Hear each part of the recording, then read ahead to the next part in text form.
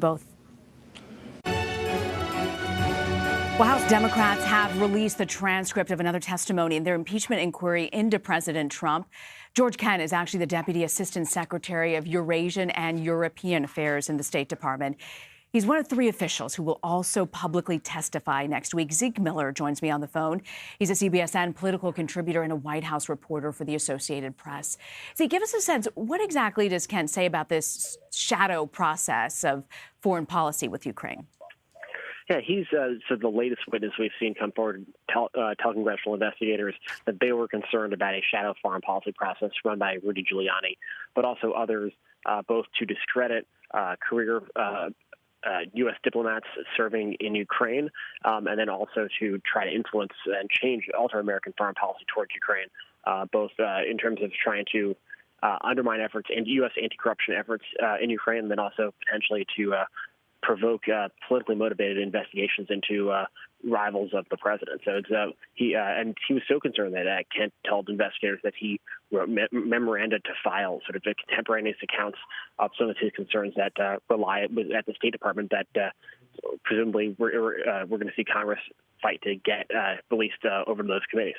You know, Ken also pushed back on these comments by the State Department about Democrats. What do we know about that and those comments? It's sort of an unusual brushback. One of the reasons why the State Department earlier last month said they were basically not going to comply and cooperate in these impeachment inquiries, largely echoing the White House, but they claimed that Michael Pompeo claimed that the Democrats on these committees were pestering and threatening and harassing career Foreign Service officers, and Kent, who is one of those people, says quite the opposite. He, in fact, said that was anything but the case. He did not feel threatened or harassed in any way, and he went to his superiors to let them know that he believed that Mike Pompeo mischaracterized the position of the people working under him. It's the latest indication of tensions between Mike Pompeo and the career staff who serve under him. He's already facing criticism for not doing enough to stand up to Ambassador Yovanovitch, who was removed because of that shadow campaign. And now this is the latest indication that there's a gulf between the career staff and the political staff at the State Department. You know, Kent's one of three officials, as I mentioned, who's going to testify at these open hearings next week where everyone will be able to watch.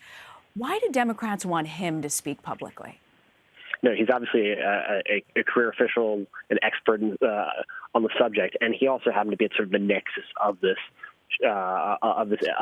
effort between he had conversations with senior State Department officials in Washington and also officials out in Ukraine and in the region. So he's sort of in the center of things.